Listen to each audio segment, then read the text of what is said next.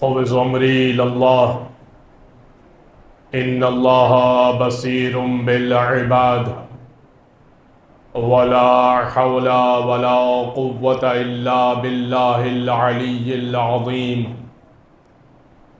حسبنا اللہ ونعم الوکیل نعم المولا ونعم النصیر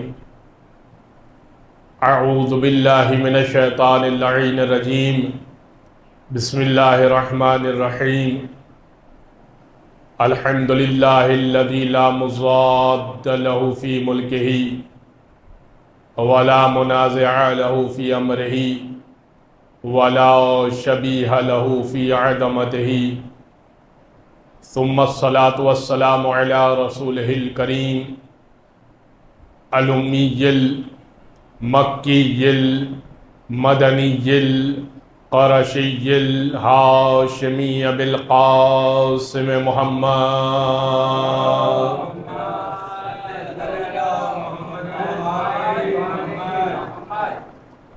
وعلى اہل بیتہ الطیبین الطاہرین واللعنۃ الدائمۃ علی اعدائہم اجمعین من یوم ظلمہم وعداوتہم الی قیام یوم الدین اما بعد فقد قال اللہ سبحانہ وتعالی فی محکم کتاب مبین بسم اللہ الرحمن الرحیم یا ایہا الذین آمنوا اتقوا اللہ وکونوا مع الصادقین صلوات علی محمد وآل محمد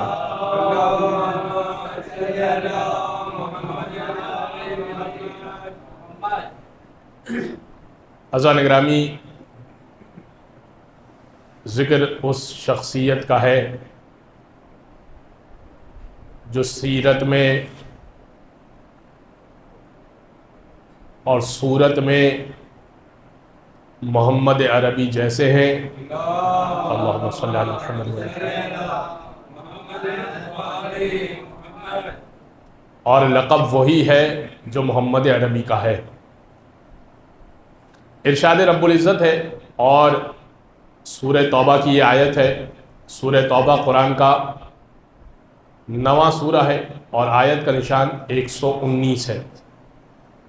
آج میں فضائل سے ہٹ کر کچھ مختلف طریقے سے گفتگو کروں گا، اس لیے کہ امام کی ذات کے اوپر اور امام کے موضوع کے اوپر اس قدر کام ہو چکا ہے کہ باقاعدہ سید قاسم قزوینی طباطبائی آیت اللہ سید قاسم قزوینی طباطبائی انہوں نے ہر امام کے اوپر ایک کتاب لکھی من المہد الی اللحد، گہوارے سے قبر تک، لیکن ہر امام پر ایک جلد لکھی من المہد الی اللحد، گہوارے سے قبر تک، اور یہ کتاب دنیا کی بڑی زبانوں میں شائع بھی ہوئی۔ ظاہر ہے کہ یہ عربی میں لکھی انہوں نے، لیکن دنیا کی بڑی زبانوں میں اس کا ٹرانسلیشن ہوا، اردو میں بھی ہو چکا ہے، فرینچ میں ہوا، انگلش میں ہوا اور دنیا کی اسپینش میں ہوا، جتنی بڑی زبانیں بولی جاتی ہیں سب میں اس کا ٹرانسلیشن ہوا۔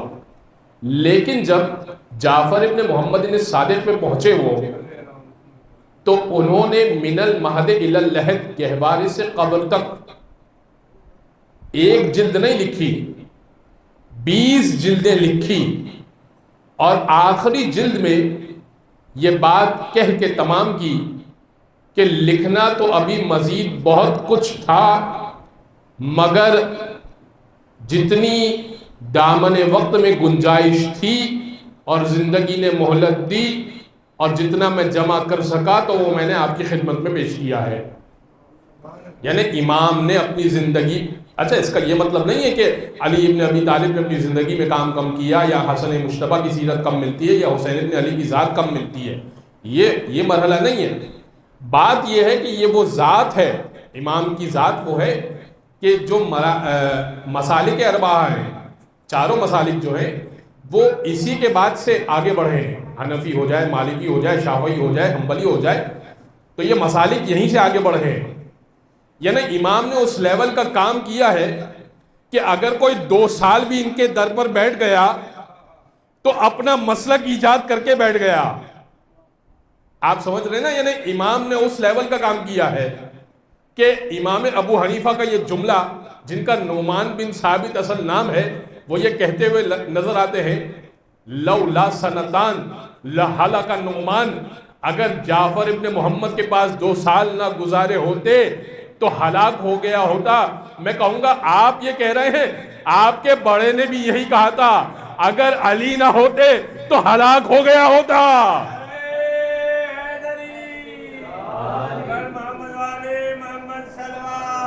اللہم صلی علی محمد. تو ظاہر ہے کہ ذات اتنی منفرد ہے. اچھا، مولا کو کام کرنے کا موقع بہت زیادہ ملا. علی بن ابی طالب 4.5 سالہ حکومت، 3 جنگیں آ گئی. مولا حسن کو پھر ایک پروپیگنڈا نے گھیر لیا، امام حسین کو پھر مختلف پرابلم سے گھیر لیا اور ان کو شہید کر دیا گیا. تو امام کے دور میں امام کو کام کرنے کا موقع بہت زیادہ ملا، امام محمد باقر کو اور امام جعفر صادق کو. اب قرآن کہہ رہا ہے کونوا مع الصادقین. یہاں پر آیت کے متعلق میں کچھ گفتگو کر کے میں سیرت کے اوپر آ جاؤں گا. کونوا مع الصادقین، اتقوا اللہ وکونوا مع الصادقین. اے ایمان والو، اللہ سے ڈرو، اللہ کا تقوی اختیار کرو. وکونوا مع الصادقین، اور سچوں کے ساتھ ہو جاؤ. اس کا مطلب یہ ہے، جمع کا صیغہ ہے صادقین. اس کا مطلب یہ ہے کہ قرآن نے جمع کا لفظ استعمال کر کے بتایا کہ سچا ایک نہیں ہوگا، بہت ہوں گے. جمع کا صیغہ ہے نا، تو اب صدیق ایک نہیں ہوگا، بہت ہونے چاہیے. ٹھیک ہے نا؟ ابھی ایک بحث بھی چل رہی ہے سوشل میڈیا پر کہ کون افضل، تو اب میں اس پر بھی انشاءاللہ آؤں گا. لیکن سچا ایک نہیں ہوگا، بہت ہونے چاہیے. ایک بات تو یہ صادقین کا لفظ، اور قرآن ہی ہمیں بتائے گا کہ سچا کون ہے. قرآن بتائے گا نا. جب قرآن کہہ رہا ہے کہ کونوا مع الصادقین، سچوں کے ساتھ ہو جاؤ، تو بھائی قرآن ہی سے پوچھیں کہ تیری نگاہ میں سچا ہے کون، تو ہی بتا دے. تو اب آل عمران بڑا مشہور معروف واقعہ، فقط اشارہ کر کے گزر جاؤں گا. بڑا مشہور معروف واقعہ، لیکن چونکہ نئی جنریشن ہمارے پاس بیٹھی ہے اور اسی مجلس سے وہ سیکھ کر اٹھتی ہے. بڑا مشہور معروف واقعہ، آل عمران قرآن کا 3 سورہ اور آیت کا نشان 61. کیا کہہ رہے پروردگار؟ فمن حاجک فیہ من بعد ما جاءک من العلم. علم آنے کے بعد اے حبیب یہ عیسائی آپ سے کٹ حجتی کریں. فقل تعالوا ندعو ابناءنا و ابناءکم. ان سے کہہ دیجئے ندعو ابناءنا و ابناءکم، ہم بلاتے ہیں اور تم بھی بلا لاؤ. ابناءنا و ابناءکم، ہم اپنے بیٹوں کو بلاتے ہیں، تم اپنے بیٹوں کو بلاؤ. ونساءنا و نساءکم، ہم اپنی عورتیں بلاتے ہیں، تم اپنی عورتیں بلاؤ. وانفسنا و انفسکم، ہم اپنے جیسے بلاتے ہیں، تم اپنے جیسے بلاؤ. ثم نبتہل فنجعل لعنت اللہ علی الکاذبین، اور اس کے بعد مباہلہ کریں گے. کیا کریں گے؟ لعنت اللہ علی الکاذبین، جھوٹے پر خدا کی لعنت کریں گے. تو اس کا مطلب یہ ہوا کہ پروردگار یہ کہہ رہا ہے کہ اے حبیب جھوٹے پر خدا کی لعنت کرنی ہے تو لے کے سچوں کو جائیے گا، لے کے سچوں کو جائیے گا. اور اب آیت میں جمع کا صیغہ ہے، آیت میں جمع کا صیغہ ہے. ابناءنا و ابناءکم، نساءنا و نساءکم، یعنی کم از کم 3 افراد. عربی جاننے والے افراد جانتے ہیں کہ عربی کی جمع منطبق ہوتی ہے کم سے کم 3 اور زیادہ سے زیادہ جتنے افراد آ جائیں. تو رسول کو چاہیے تھا کہ اگر کسی میں لیاقت تھی، اگر کسی میں اہلیت تھی صدیق ہونے کی اور صدیقہ ہونے کی، تو اس مرحلے پر رسول کہتے کہ آؤ تم بھی آ جاؤ. بھائی جھوٹے پہ اللہ کی لعنت کرنی ہے، چلو ساتھ تم بھی چلو. ابناءنا میں حسن و حسین کو لے کر گئے، نساءنا میں فاطمہ سلام اللہ علیہا کو لے کر گئے. انفسنا اپنے جیسوں میں کسی اور کو نہیں لے کر گئے، علی کو لے کر گئے. بھئی اور لوگ بھی چل سکتے تھے جن کے پاس یہ ٹائٹل اب امت نے دے دیا. اور موجم کبیر کی روایت ہے، اہل سنت اس کے کی کتاب ہے موجم کبیر، میں تو 15 حوالے دیکھ کر آیا ہوں. ظاہر ہے کہ یہاں پر بات تو چونکہ امام جعفر صادق پر کرنی ہے، ابھی تو لقب میں اسٹیبلش کروں امام جعفر صادق سے متعلق. مسترد بازار اور موجم کبیر، یہ لقب جو ہے نا، صدیق اکبر، سب سے بڑا سچا، فاروق اعظم، فرق کرنے والا، یہ مولائے کائنات کے بارے میں علی ابن رسول خدا کے بارے میں فرمایا. رسول خدا نے مولائے کائنات کے بارے میں فرمایا تھا، یا علی انت صدیق الاکبر و انت فاروق الاعظم. اے علی، آپ سب سے بڑے سچے ہیں، آپ فاروق اعظم ہیں. وَأَنْتَ تُفْرَقُ بَيْنَ الْحَقِّ وَالْبَاطِلِ، آپ وہ ہیں جو حق و باطل میں فرق کریں گے، اور آپ فاروق اعظم ہیں. اب ظاہر ہے کہ جب ذاتی فضیلت نہیں ہے تو لقب چلا لیا. تو یہ القابات، اور اب قرآن کہہ رہا ہے کونوا مع الصادقین، سچوں کے ساتھ ہو جاؤ. رسول لے کر جا رہے ہیں ان افراد کو جو مباہلہ میں، سب نے لکھا کہ مباہلہ میں پنجتن چلے، ان کے علاوہ کوئی بڑی شخصیت نہیں چلی جو مسلمانوں میں بڑی شخصیت ہے. تو اگر سچی تھی تو لے جاتے، نہ لے جانا بتا رہا ہے کہ جھوٹوں پر آگے سے ہونی ہے لعنت. اور کوئی کبھی کافر و مشرک رہا ہو اور رسول خدا لعنت کے لیے ہاتھ اٹھائیں کہ اے پروردگار جھوٹوں پر خدا کی لعنت، تو لعنت ادھر کی پڑتی ادھر نہ پڑ جائے. صلوات پڑھتے محمد و آل محمد.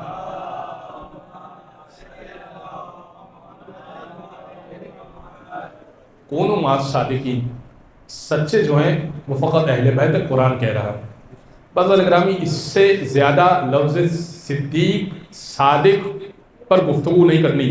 صدیق کا مطلب ہے بہت زیادہ سچ بولنے والا، صادق کا مطلب ہے سچ بولنے والا. اب یہ امام جعفر صادق کو کیوں صادق کہا گیا؟ یہ امام زین العابدین سے سوال کیا گیا.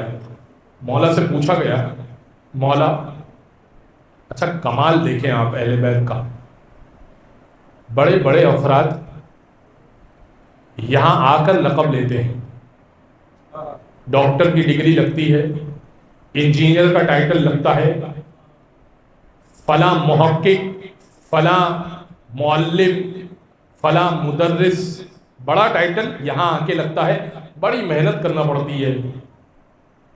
اہل بیت کا گھرانہ وہ ہے جو ذات تو بہت بڑی بات ہے، القابات بھی پروردگار کی جانب سے لے کر آتا ہے.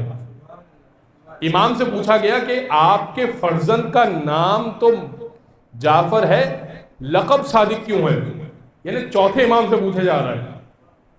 امام نے فرمایا گویا کہ میں دیکھ رہا ہوں، بہار کی روایت ہے، بغیر حوالے کے میں بات نہیں کروں گا، بہار الانوار کی روایت ہے. امام نے فرمایا گویا کہ میں وہ وقت دیکھ رہا ہوں کہ جب مہدی کا دور آئے گا اور ایک فتنہ شروع ہوگا اور جعفر کذاب دعوی امامت کرے گا، اس کے مقابلے میں پروردگار نے جعفر صادق کو رکھا ہے.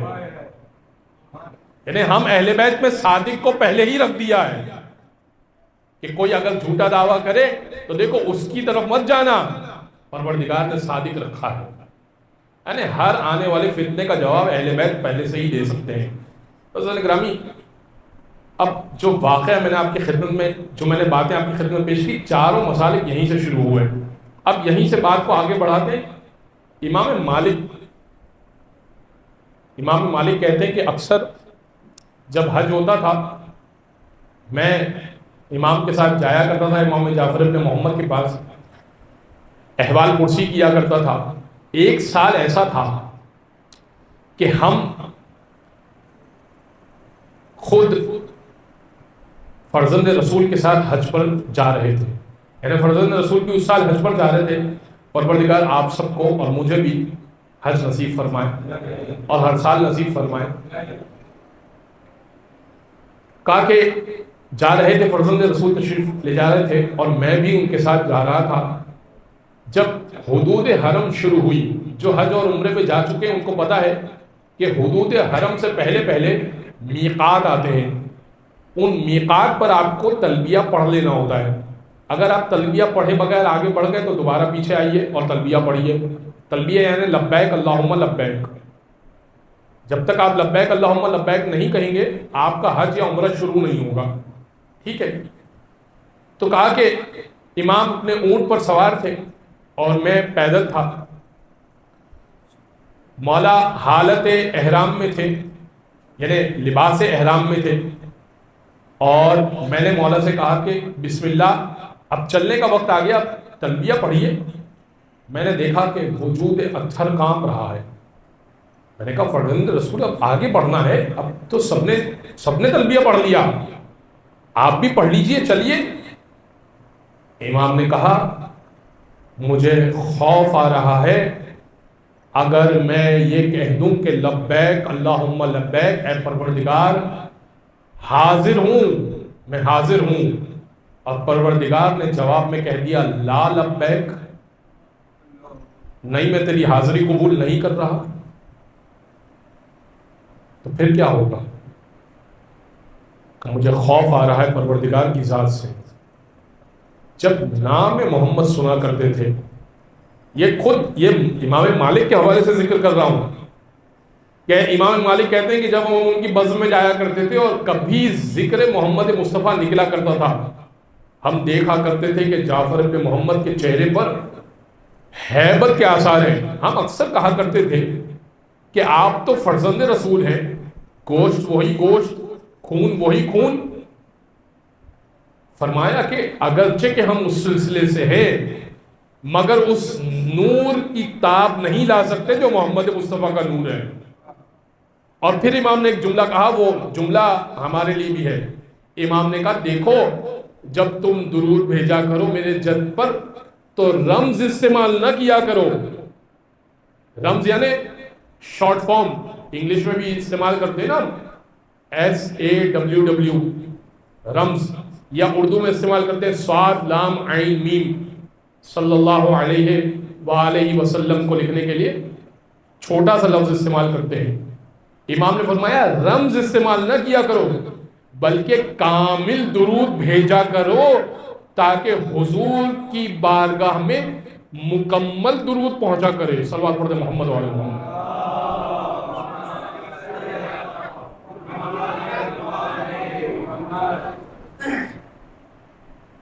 اب یہ میں حج کی بات اس لیے کر رہا ہوں آپ کی خدمت میں کہ امام کے بعد اکثر جو حج پہ جایا کرتا تھا مدینہ میں ضرور ملنا ہے، کیونکہ امام ظاہر ہے کہ آبائی گھر مولا کا، رسول خدا اور اہل بیت کا گھر مدینہ رہا، اسی لیے کتنا مشکل تھا اہل بیت کے لیے وہ گھر چھوڑنا. بعد کے ائمہ کو جب زبردستی وہ گھر چھڑوایا گیا، امام علی النقی کو اور امام حسن عسکری کو، ان کے لیے بڑا مشکل تھا. بہرحال اس کے اوپر ہم ڈسکس نہیں کر رہے، لیکن جب جو بھی حج پہ جایا کرتا تھا امام سے ملاقات کرتا تھا. ایک بڑا دلچسپ واقعہ ہے، میں چاہتا ہوں کہ آپ کو لازمی سنایا جائے، بلکہ دو واقعات ہیں. ایک شخص امام کی خدمت میں آیا، بڑا مالدار شخص تھا، ہر سال حج پہ جایا کرتا تھا، اور ہر سال حج پر جانے سے پہلے وہ فرزند رسول کے پاس کافی دن پہلے آ جایا کرتا تھا، حج کے ایام سے کافی دن پہلے آ جاتا تھا. چونکہ امام سے بڑی محبت کرتا تھا تو امام بھی اپنے گھر میں اس کو رہائش دیا کرتے تھے. تو ایک سال ایسا آیا کہ اس نے امام سے کہا کہ فرزند رسول میں سالوں سے حج پر آ رہا ہوں اور آنے سے پہلے مدینہ میں آپ کے گھر آ کے رک جاتا ہوں. پھر ظاہر ہے کہ ایک عام آدمی بھی کسی کے گھر پر رکنے کے لیے چلا جائے تو وہ دوسرے کو یہ تو نہیں بولے گا کہ آپ کھانا بازار سے خرید کے آئیے، وہ تو پھر امام ہے. امام تو ظاہر ہے کہ پھر اس کے لیے اہتمام، اور وہ حاجی کا فرزند رسول پھر آپ کو زحمت ہوتی ہے. امام کہنے لگے زحمت کی بات نہیں ہے، ہم اپنے چاہنے والوں کی قدر کرتے ہیں. اس سے کہا نہیں مولا، میں یہ 10,000 درہم آپ کو دے رہا ہوں، یہ 10,000 درہم اس سے آپ گھر خرید دیجئے میرے لیے. اس زمانے میں 10,000 درہم کا ایک اچھا گھر آ سکتا تھا. کہا 10,000 درہم میں آپ کو دے رہا ہوں، میں حج سے لوٹوں گا تو پھر آپ کی زیارت کروں گا، مدینہ آؤں گا، تو آپ مجھے بتا دیجیے گا کہ آپ نے کون سا گھر خریدا ہے میرے لیے. امام نے کہا ٹھیک ہے. حج کر کے آیا مدینہ دوبارہ, اور یہ حدیث میں بھی ہے کہ جب تم حج کر لو تو حج کو تمام کرو زیارت قبر نبی سے. حج کا کمال یہ ہے کہ محمد مصطفیٰ کی زیارت کی جائے. تو حج کر کے وہ روضہ رسول پہ حاضر ہوا. پھر امام جعفر صادق کے پاس گیا, کہنے لگا فرزند رسول میں نے گھر کیا کہا تھا آپ سے, کیا آپ نے گھر خرید لیا؟ امام کہنے لگے کہ ہاں میں نے گھر خریدا ہے, اور اس کا ڈاکیومنٹ یہ ہے. اور ایک جیب سے مولا نے کاغذ نکالا اور لکھا کہ حدود اربعہ, گھر کی حدود اربعہ.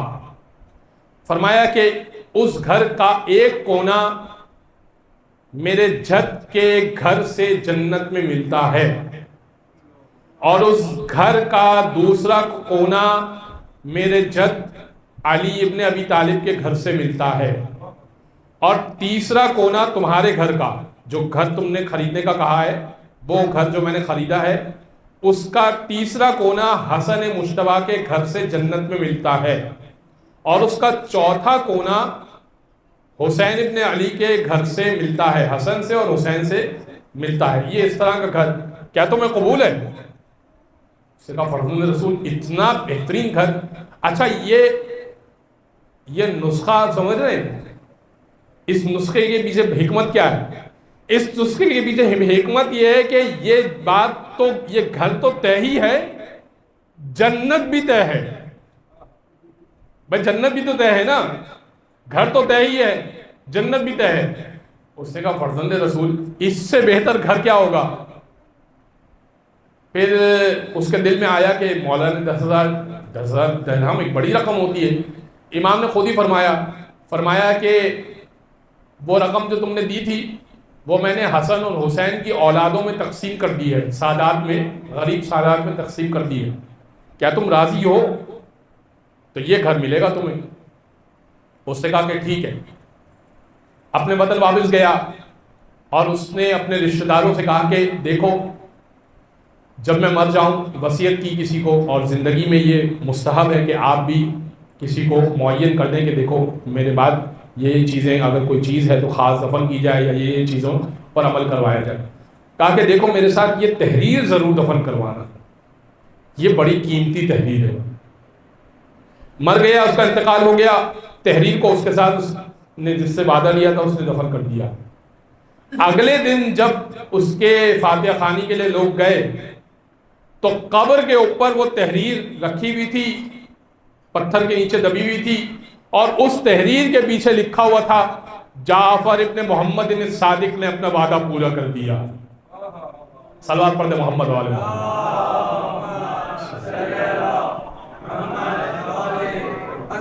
حضرت امام جعفر صادق علیہ السلام بلند صلوات. اللہم صلی اللہ جانتے مولا اصلاح بھی کیا کرتے تھے نا, بڑی کمال کی اصلاح کیا کرتے تھے. ایک شخص تھا, شکرانی نام تھا اس کا, شراب پیا کرتا تھا, مولا کا چاہنے والا تھا. ہوتے ہیں چاہنے والے ہوتے ہیں, بڑے بڑے گناہ میں ملوث ہوتے ہیں. یہ واقعہ میرے لیے بھی ہے اور سب کے لیے. مولا کا چاہنے والا تھا لیکن شراب پیا کرتا تھا. اچھا منصور نے وظیفے جاری کیے ہوئے تھے. منصور دیوانگی جو چھٹے اماموں کا قاتل تھا, اس نے وظیفے جاری کیے ہوئے تھے لوگوں کے لیے کہ آؤ اور آ کر میرے پاس سے وظیفہ لے جاؤ. تو منصور اکثر جو ہے نا مولا کو بلایا کرتا تھا. اچھا اس کو وظیفہ نہیں مل رہا تھا, وہ دربار کے دروازے پہ کھڑا ہوا تھا. اس نے مولا کو دیکھا, چونکہ مولا کا چاہنے والا تھا, کہنے لگا مولا میرا وظیفہ اگر اندر سے نکلوا دے تو مسئلہ حل ہو جائے گا. امام نے کہا میں بات کرتا ہوں. امام دربار میں گئے, واپس آئے تو ان کی قبا کی آستین میں اس کا وظیفہ موجود تھا. اچھا مولا جانتے ہیں کہ یہ شراب پیتا ہے. خوبصورت انداز دیکھے مولا کا ہدایت کرنے کا. مولا نے اس کو وظیفہ دیا. امام کہنے لگے, فرمانے لگے کہ دیکھو نیکی کوئی کرے نا تو وہ نیکی ہے, لیکن اگر تم کرو تو بہت بڑی نیکی ہے، کیونکہ تمہاری نسبت ہم سے ہے، تم ہمارے چاہنے والے ہو۔ اور برائی کوئی کرے نا تو وہ برائی ہے، لیکن اگر تم کرو تو وہ بہت بڑی برائی ہے، کیونکہ تمہاری نسبت ہم سے ہے۔ یہ کہہ کے مولا آگے بڑھ گئے۔ اس نے کہا فرزند رسول میں سمجھ گیا آپ کی بات۔ امام نے کچھ جواب نہیں دیا، لیکن ان دو جملوں کے بعد اس نے شراب پینا چھوڑ دی اور پھر کہنے لگا ھذا من اخلاق انبیاء۔ یہ جو مولا کا طریقہ تھا نا سمجھانے کا، یہ انبیاء کے اخلاق کا طریقہ تھا۔ انبیاء اس طرح سمجھایا کرتے تھے۔ کہہ دیتے مولا شراب نہ پیا کرو، تکلیف ہوتی، لیکن مولا نے کس خوبصورت انداز میں سمجھایا۔ ایک مولا کا چاہنے والا نہیں تھا، اس کو بھی سمجھایا۔ ایک شخص تھا بڑا تنگ ہوا کرتا تھا، ایک مولا کا چاہنے والا تھا، اس کے پڑوس میں ایک ایسا شخص تھا جو مولا کا چاہنے والا نہیں تھا، اور اس کے تعلقات تھے دربار سے، بہت بڑی بڑی رقمیں آیا کرتی تھی، بڑا کرپشن میں ملوث تھا۔ اور یہ ہم سب کے لیے پیغام ہے، حرام کا مال بے تحاشا اس کے گھر میں آتا تھا، اس سے وہ شراب خریدتا تھا، ناچنے گانے والی خواتین آیا کرتی تھی اس کے گھر میں، اور بڑا عالی شان اس کا گھر تھا، کیونکہ حرام کا پیسہ تھا، کرپشن کا پیسہ تھا۔ اچھا جو مومن کا گھر تھا اس کے پڑوس میں، وہ بڑا تنگ ہوتا تھا، سارا دن گانے کی آواز، سارا دن شراب کی بدبو، سارا دن جو ہے وہ اوٹ پٹانگ حرکتیں برداشت کرنا پڑتی تھی پڑوس سے۔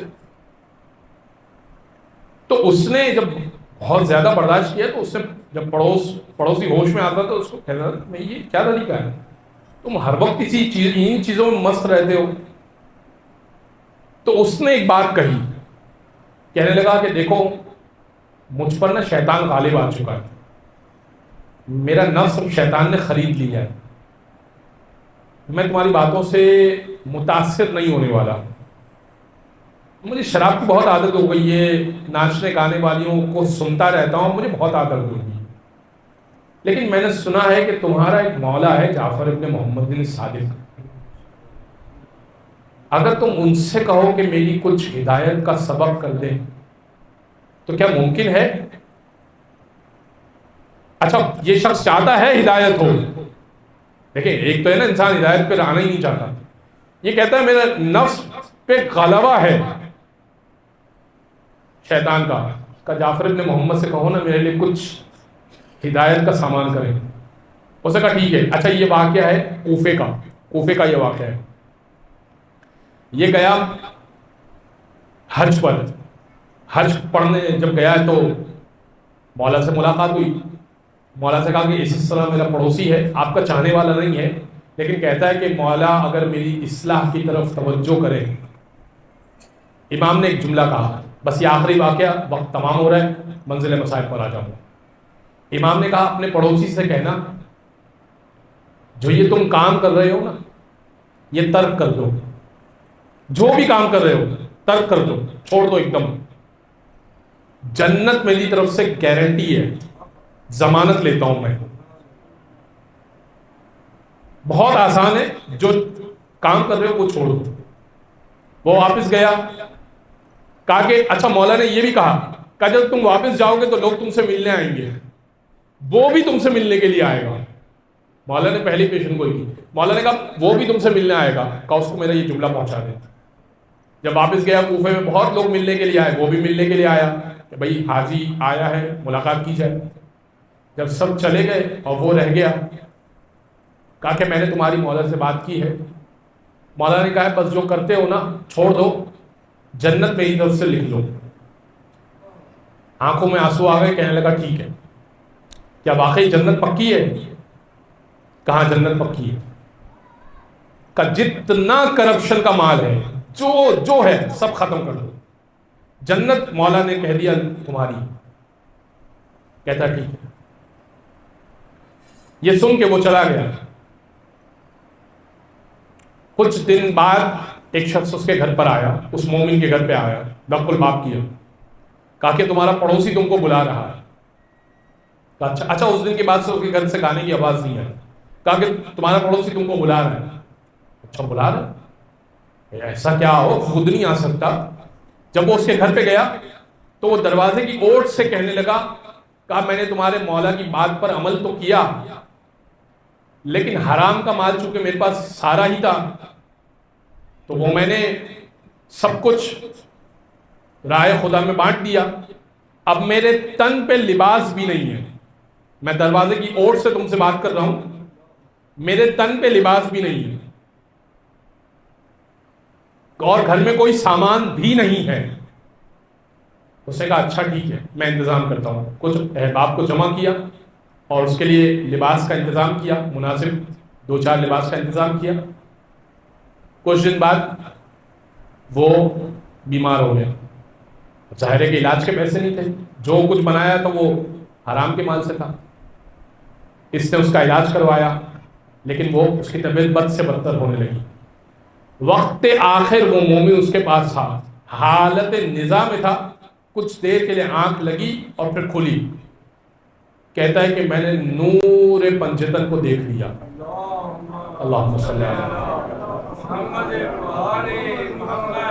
تمہارے مولا نے جو تم وعدہ کیا تھا نا, ابھی میری روح نکلی نہیں ہے, میں نے نور پنجتن کو دیکھا ہے.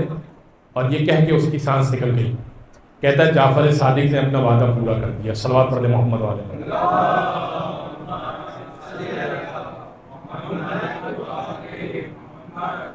بازار گرامی یہ تو بہت لمبی گفتگو ہے کہ امام کی ذات کس قدر قیمتی ذات تھی. اس لیے ان ائمہ سے قریب ہونے کے لیے جب یہ موقع آیا کہ جب لوگوں نے دیکھا کہ فیوز و برکات حاصل کر رہے ہیں, لوگ اہل بیت سے فیوز و برکات حاصل کر رہے ہیں اور علم حاصل کر رہے ہیں, اس قدر علم. تو میں نے وہ تذکرہ ہی نہیں کیا جابر بن حیان کا تذکرہ اور دیگر بڑے بڑے لوگوں کا تذکرہ جو آتے تھے سیکھ کے بڑے بڑے نام ان کے بن گئے. ظاہر ہے کہ امام جعفر صادق پر گفتگو کرنے کے لیے متعدد مجلس سے درکار ہے, لیکن میں عرض آپ کی خدمت میں کروں گا کہ جب یہ خلیفہ تک بات پہنچی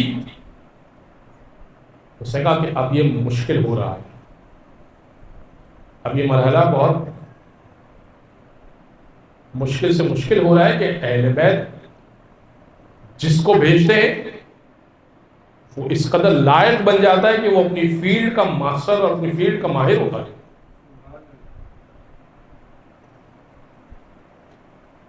بس بعض نے لکھا کہ منصور نے مولا کو اس انداز سے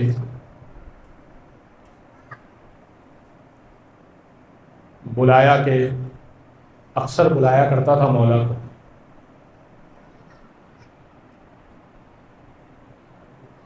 ایک زین پیش کی. بعض نے لکھا ایک زین گھوڑے پر بیٹھنے کے لیے جو سیٹ ہوا کرتی ہے,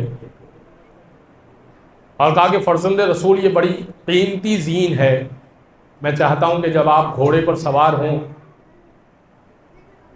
تو کہا کہ جب میں چاہتا ہوں کہ آپ کسی گھوڑے پر سوار ہوں تو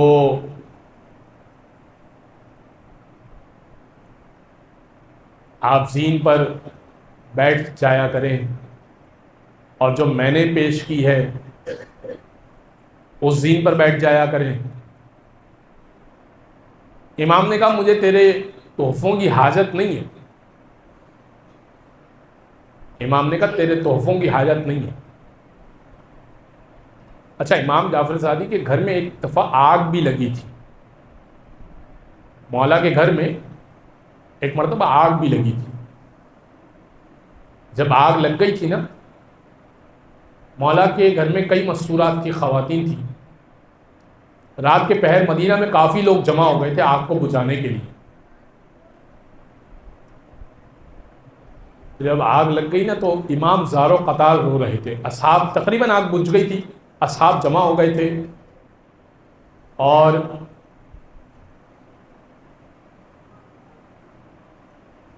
اصحاب جمع ہونے کے بعد کہنے لگے کہ فرزند رسول یہ آپ گریہ کیوں کر رہے ہیں؟ امام نے فرمایا کہ میں گریہ اس سبب سے کر رہا ہوں کہ مجھے وہ خیمے میں لگائی ہوئی آگ یاد آ رہی ہے۔ جب دشمنوں نے کربلا میں حسین کی شہادت کے بعد جناب زینب کے خیمے میں آگ لگائی تھی نا، امام جعفر صادق کا قول ہے، امام فرماتے ہیں کہ جب دشمنوں نے جناب زینب کے خیمے میں آگ لگائی تھی تو ایک خیمے سے دوسرے خیمے اور دوسرے خیمے سے تیسرے خیمے، وہ منظر مجھے یاد آتا ہے۔ میں اس منظر کو دیکھ کے رو رہا ہوں کہ کس طرح سے میری مسورات اپنے آبا کو بچا کر اپنی چادروں کو بچا کر آگ سے باہر نکل رہی ہے۔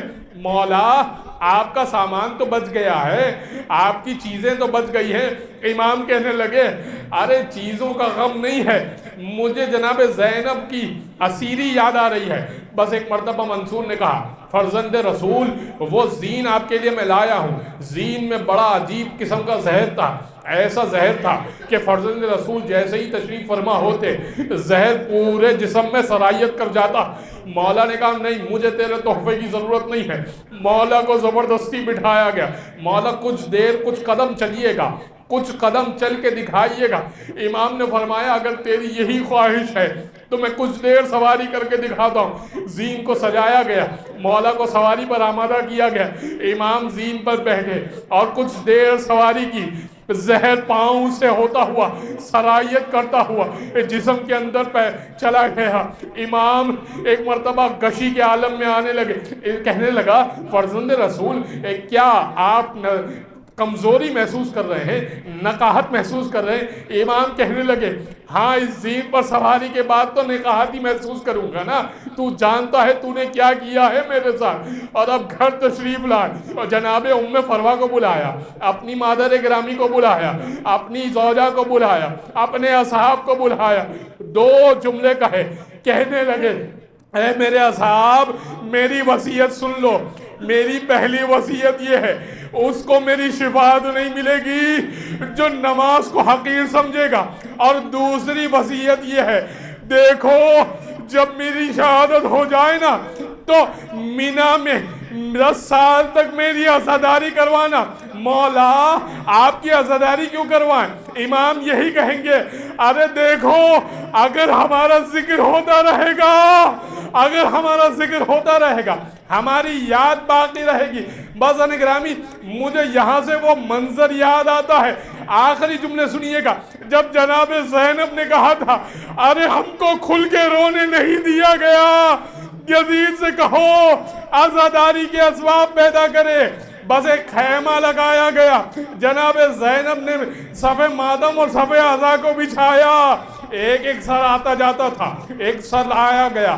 کسی نے سوال کیا یہ کس کا سر ہے؟ جناب ام رباب اٹھی، ارے علی اصغر کا سر ہے۔ دوسرا سر آیا گیا، کہا یہ کس کا سر ہے؟ جناب لیلا اٹھی، ارے یہ میرے لخت جگر کا سر ہے۔